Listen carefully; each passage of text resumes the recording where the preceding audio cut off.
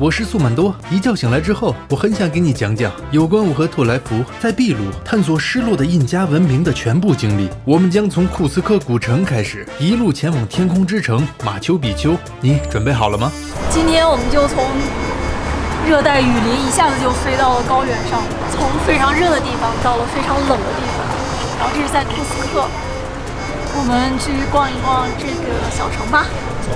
库斯科省位于秘鲁南部，曾经是古印加帝国的首都。来之前，我在不少影视作品中都见过这里的场景，具体是哪些作品我忘了，反正不老少。哎呀，我开始有点喘了，这边地势有点高。平复一下心情，然后我们现在要去的是一个特别神奇的地方，叫印加古墙。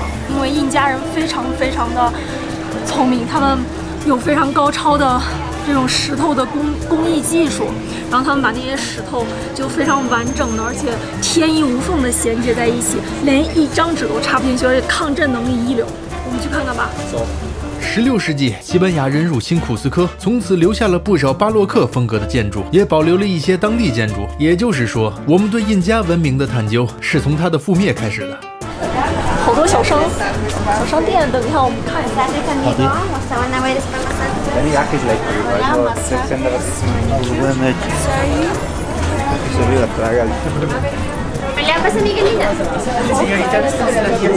哇，你看，全都是完整的石头。就是你看这些石头非常完整，而且每一块石头形状都不一样，但是它们真的就是天衣无缝。我拿了一张房卡试一下，插不进去。还有一个是那个石头是12边形，简直无法想象他们是怎么造的。在哪儿呢？不知道，我们随缘找一下。人多是不是导游正介绍呢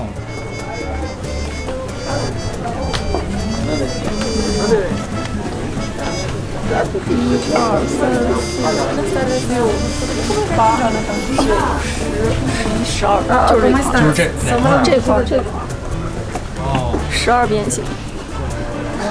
这就是那块特别有名的12边形印加石，12个边是这么样式的。肯定有人觉得这有什么呀？一开始我也觉得没什么，可你琢磨这个事儿，你使劲琢磨，是不是就有点什么了？过来啊！好的。太酷了！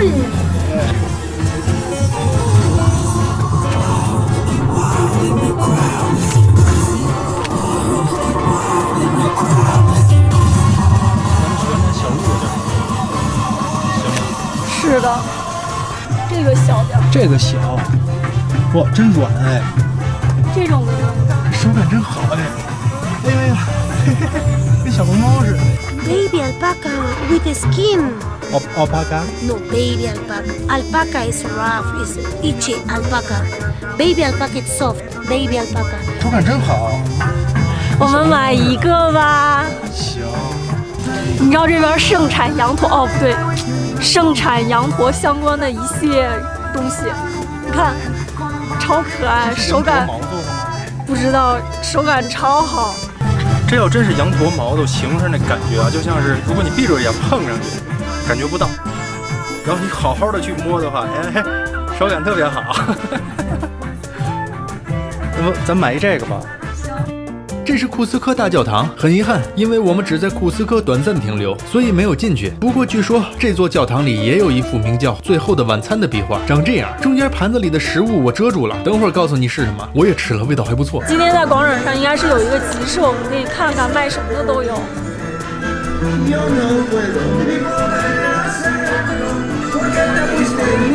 次日清晨，我们在司机赶来之前，再次来到了这座古城里闲逛。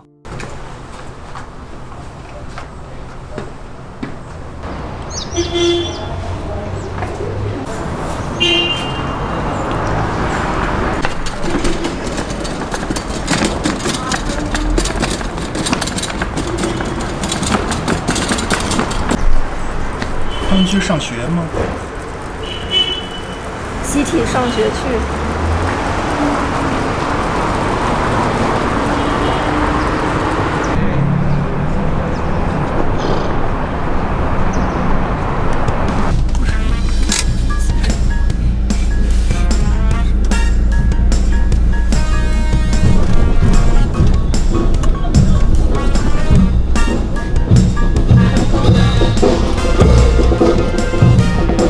这一天，我们将离开库斯科，一路北上，进入著名的圣谷。不过在这之前，我们先去了一处羊驼农场。今天去这个地儿是一个羊驼养殖场。You can see. You can feed some animals. 喂羊驼的 That are alpacas. 神兽。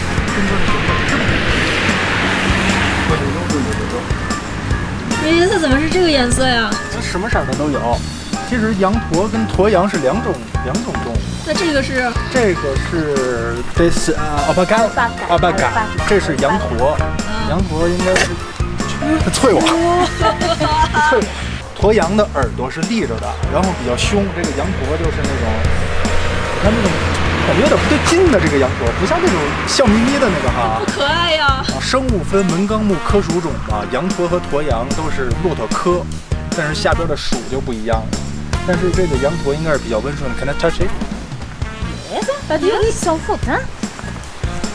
You need some food. 注意安全啊！它啐你，啐你。哎，这毛手感真好哎！你别啐我啊，啐我也啐你。哎，那有一只小个。你看眼睛都看睁不开了，看不见吧？好可怜啊！哎，好像要拍照吗？可以。这两边，It's alpaca also. 巴卡，这个就是羊驼，那个笑眯眯的羊驼。那个是拉玛，这个就是驼羊， Check the 它很凶残啊，它会吐人。然后这个你看大眼睛多可爱，这都是神兽。这个神兽，我觉得这神兽长得最经典。来抬个头，给面子，抬个头。哎，好可爱。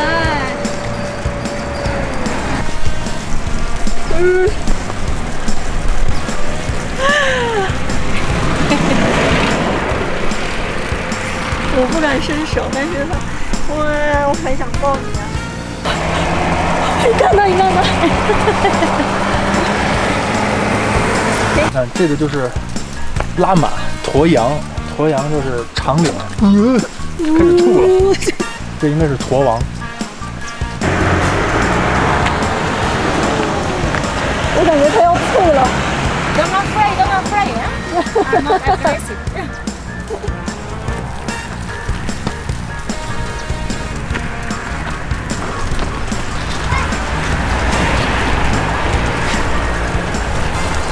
没有了，没有了，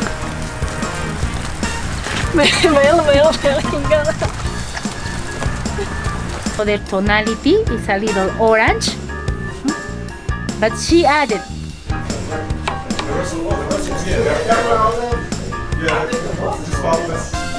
This is softer than the others because it's the baby alpaca wool.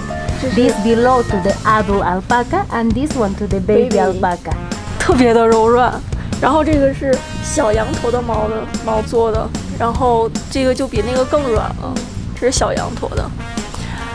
哎呀，没想到羊驼这么有价值啊！我们接下来继续向北行驶，抵达秘鲁著名的圣谷。乌鲁班巴河被秘鲁人称作圣河，这条河的河谷就是圣谷，也叫神圣山谷，文明起源于河流，这话一点没毛病。沿着圣谷一路上会遇到各种印加文明当年的遗迹。现在在一个印加遗址，这海拔是3400米，有点高反，喘不上来气，头疼。咱这要去哪儿啊？去爬到那个顶端。哎，你还行吗？走吧。走吧。头疼的厉害。这高反这东西真是，我觉得主要看基因，还有一个就是主要的那什么，就是你这东西吃什么药没多大用，就得吸氧，现在又没氧。只能生扛。哎呀，接着走吧。走吧，缓缓。印加文明是拉丁美洲3大古文明之一，其他2大文明分别是玛雅文明和阿兹特克文明。我们离开的库斯科就是当年印加帝国的首都。那边山顶上有一个湖，然后湖水让他们建的非常的科学，然后从这儿流下来，下面他们建了一个沟渠，然后水通过沟渠就可以流到梯田里去灌溉梯田。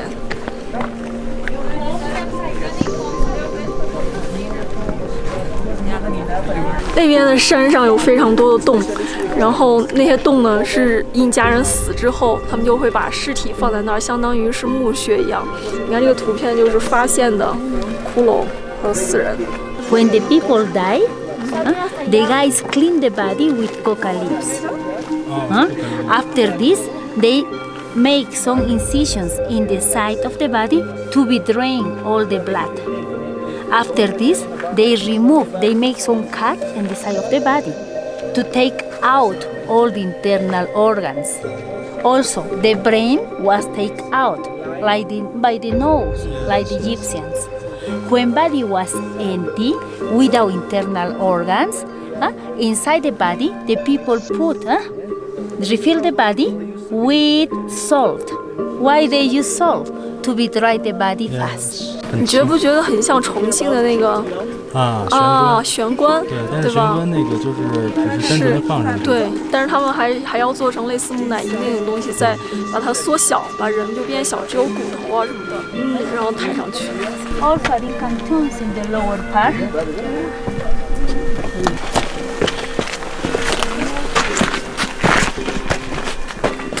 你看这些石头，它没有那么的整齐划一，然后没有那么严丝合缝，是近些年才重建的。你看这些石头，非常的天衣无缝，严丝合缝，这就是以前古代时候建的，类似于那种榫卯结构，非常的坚固结实，跟刚才那个重建的是不一样的。是不行了，还好吧。一般女生会比男生抗越高反能力强一 because 点。 we are in the same altitude of Cusco. Yes, the highest part is more than Cusco. 比库斯科高很多，而且我们还在往上爬。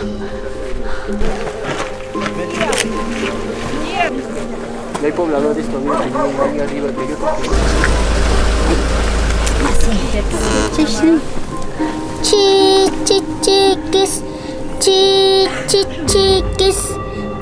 给他们一索比，就可以跟他们拍照。那个小的羊驼跟大羊驼，还挺有意思的。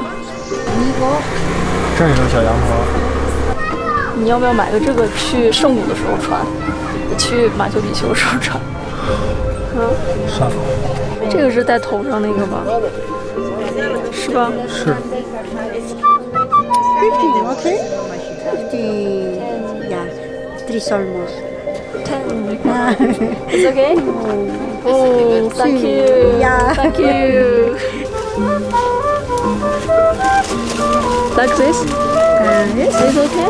It's okay. 头发乱吗？对，就这样戴。砍价还价还行啊，72人民币也挺贵了，我觉得10块钱人民币刚好。这个乱七八糟真的挺好的。是，可以好好淘个宝啊啥的，是吗？这是什么？银钱吗？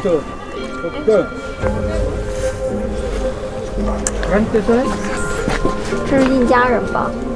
你看，是，你可以买，咱们可以买这个。如果这还有点吓人。Two for I give 50 15 30块钱。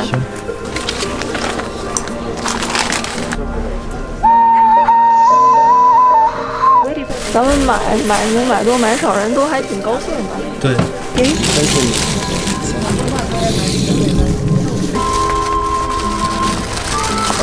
Hola, this is 30 soles. Oh. For relax. For Australian.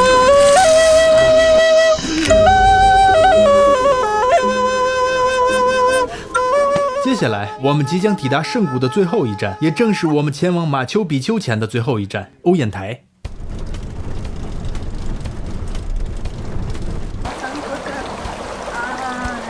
欧砚台本是个人名，这涉及到一个爱情故事。简单概括一下，就是欧砚台和公主相爱了，结果老丈人不同意，把欧砚台逼上了欧砚台，于是欧砚台就占领欧砚台长达10年之久。后来老丈人驾崩了，小舅子继位，小舅子觉得欧砚台这人还行，于是就成全了自己姐姐和姐夫，不仅赦免了他们，还把欧砚台占领了10年的欧砚台命名为欧砚台。你看这个，好多墙上都有这种凸起的东西。这个没有一个确凿的证据说它是干嘛的，但是人们推测啊，就是因为这个城堡还没有盖完，所以这些东西还没来得及消下去。这个是干嘛用的？这个就是这个石头往上抬的时候，拴绳子固定用的，就像是倭窟里边那些地砖，每个都有一个洞一样，是为了便于运输的。好大好长的一块石头，他们怎么搬上来的呀？来，我来量一下，我这2只手应该有多长？1.5米吗1.9米。两个我都不够。小狗子。这个是最著名的那个太阳神庙没建成的。这条路就是当年搬石头的那条路，那还有好多石头，因为当时西班牙人就进来了嘛，所以很多石头就摆在这儿就没盖了。还有这6块大的石头，每一块差不多都有100多吨，都是人们用人力给弄上来的。世界上有很多巨石文明，比如金字塔、摩埃石像之类的。有2件事是人们一直比较疑惑的：第一是搬运问题，第二是开凿问题。在那个没有铁器，或者说铁器并不发达的时代，人们是如何用石头将更坚硬的石头雕刻成型的？这自古以来一直困扰着科学家们和我苏曼多。这石头面特别滑，估计就是几百年风吹日晒的给风化了。然后这儿有一个小槽，应该还有一个石头，上面有一个跟这个对称的一个凸起，落上去之后，这2块石头就不会动了，错不开了。这也挺费劲的。你看这个就是特别明显的那种简单的榫卯结构，把2块石头堆在一起就错不开了那种。虽然和中国的榫卯结构相比不是特别精妙，但是你在这么大的石头上做出这个东西也挺费劲的。有关欧砚台还有另一件有意思的事儿，当初西班牙人不是入侵印加吗？据说一支100多人的队伍没用多少年就把600万人的印加帝国灭掉了。这其中的主要原因等会儿说，但你要知道，当初的印加人用的是冷兵器，而侵略者都已经配上枪了，想要战胜西班牙人，这难度我认为不亚于徒手接星剑。结果就在欧砚台，印加人赢了，这也是当时唯一一次冷兵器战胜热兵器的战斗。这是一个印加的人家。印加人的家。Many farmers here, many local people here are still living. Those guinea pigs we call cuis. 我要蘸他们这儿街头很多卖的烤这个的整只，然后特别想去尝一尝，然后在这儿煎这么多火的，来吃来吃。哎，你看他偷走了。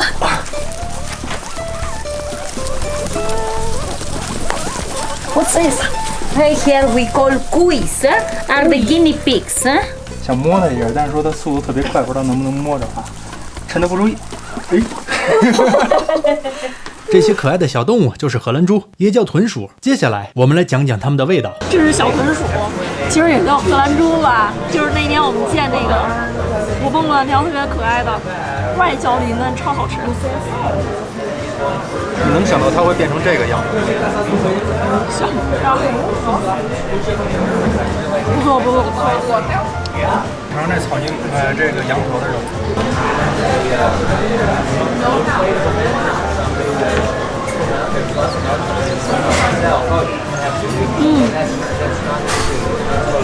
这是羊头吗？这怎么真的有点像牛肉啊，像牛排啊，还不错。这个事儿我可以解释，荷兰猪肉是秘鲁这边很重要的肉制品，我感觉食用频率仅次于他们最爱吃的鸡肉。还记得刚才库斯科大教堂里那幅最后的晚餐吗？耶稣面前的盘子里，我遮住的就是只荷兰猪。圣谷一路上会有各种烤荷兰猪的小摊儿，设想一下，你坐在圣谷里，左手一瓶啤酒，右手一串荷兰猪，那什么劲头啊！太好吃了，全吃光了。好了，我们回到主题。你看这个墙上这个3个头骨是这家印加人已经故去亲人的头骨，他们把亲人埋葬10年之后，把这个头骨取出来，然后摆放到家里，据说能保佑整个家庭。还有挂的这些小羊驼，这都是那种未成年的羊驼挂在这儿。这是印加人的房子，他们就是一个特别大的开间，但是包括了厨房，然后还有他们的卧室就在这边，人就在这边睡觉。楼上就是仓库，然后他们祖先的头颅就放在左边，他们就睡在右边。有个概念需要解释一下，真正的印加人指的是南美洲古代印第安人，他们属于蒙古人种的美洲支，但在秘鲁被殖民后，一大部分印加人就消亡了。如今在美洲留下的纯粹的印加人几乎很少。我们现在要坐小火车去马丘比丘的热水镇，热水镇是马丘比丘的必经之地，然后我们现在只能坐小火车过去，而且我们那小火车是头顶上是有玻璃的，可以看风景，非常非常的漂亮。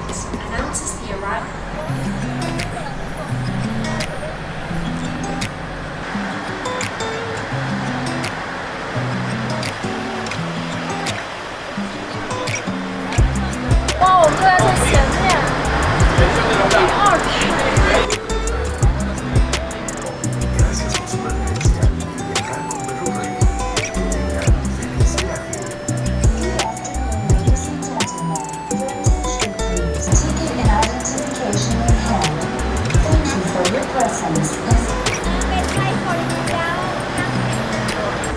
5和6是吧？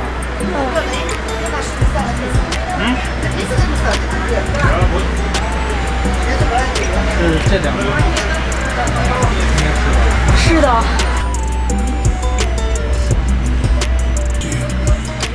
El servicio higiénico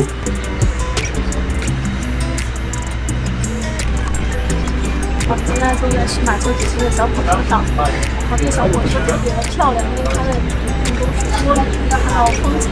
然后我们现在正在马上要穿过雪山，接下来是中国的风景非常的美。 este tiempo solicitamos permanecer en sus respectivos asientos. We will start our onboard.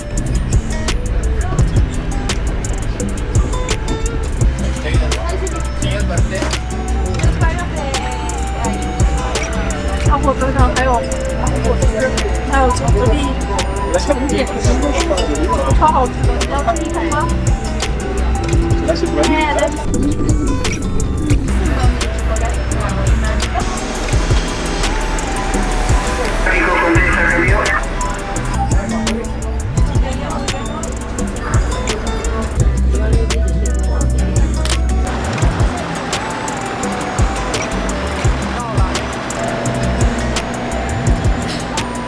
热水镇是通往马丘比丘的必经之路，在这里休息一晚之后，次日清晨，我们即将抵达马丘比丘。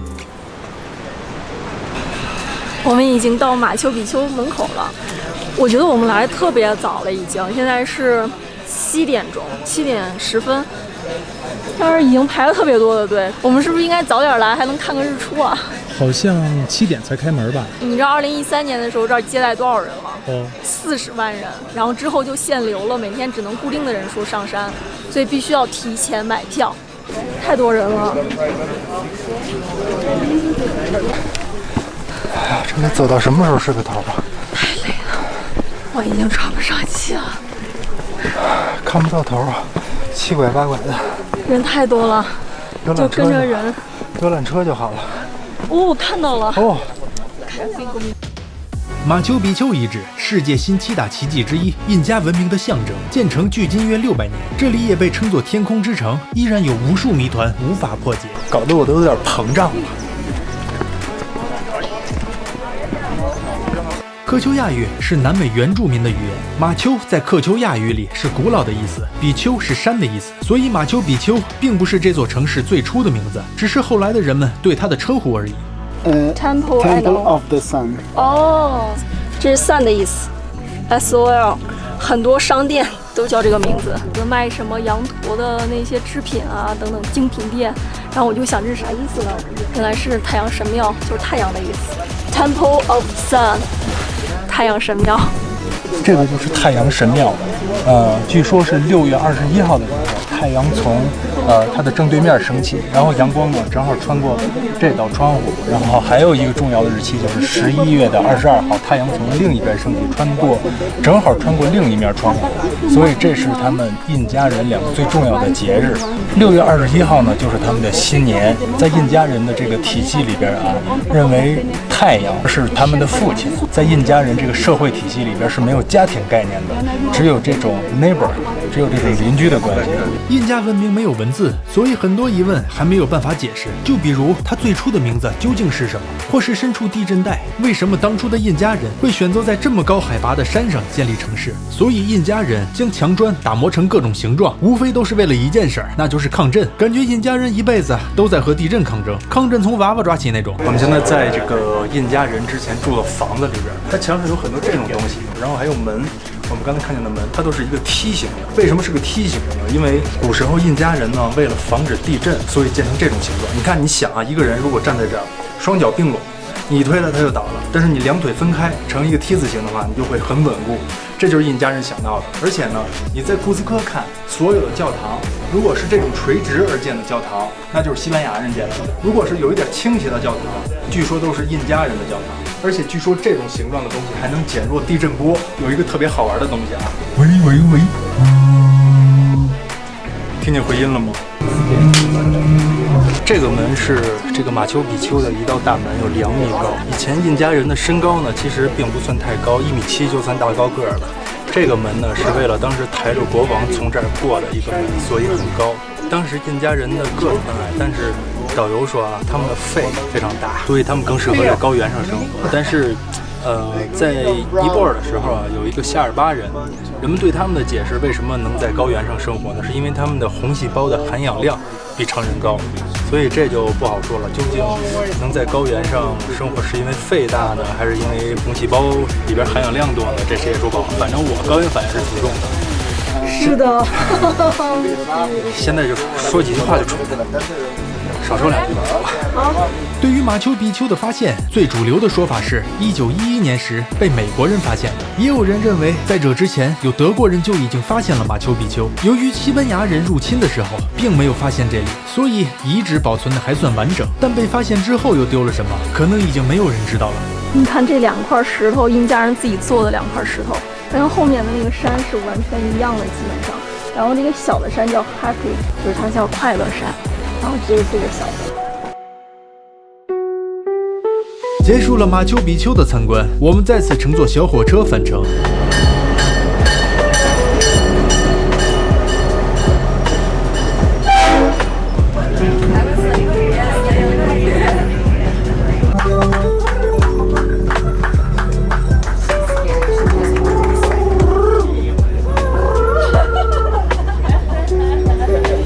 最后，我们在迪迪卡卡湖的芦苇荡里度过了几个轻松的夜晚。这个马桶不能冲水，里边就是一个垃圾袋，有点意思。这儿有一个太阳能的蓄电池，另外想给手机、电脑充电的话，只能接这一个口。我现在这电脑下去的比上去的快，所以说我不知道它是吸我电的还是给我充电的。然后晚上有一个这个取暖的这个东西烧着火，底下是一个煤气罐。那个酒店的管理人员跟我说，每天的晚上，他会给我打开，然后9点的时候他会关上，让我关上，然后每天早晨5点的时候他不让我锁门，他自己进来再给我们打开，因为早晨5点的时候特别冷。还有这床被子，昨天晚上睡一宿，这被子气走了，这儿本来就高反，喘不上来气，昨天晚上盖这被子差点没给我闷死。昨天刚一上床的时候吓我一跳，一打开这被子，哎，你看一堆这玩意儿，暖水袋，然后里边就是一个大塑料瓶，然后放上热水。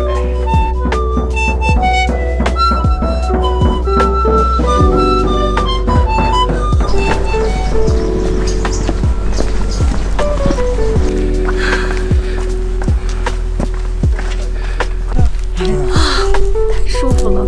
我们现在在迪迪卡达湖上，然后坐着芦苇船，感觉别有一番风情，对吧？哦。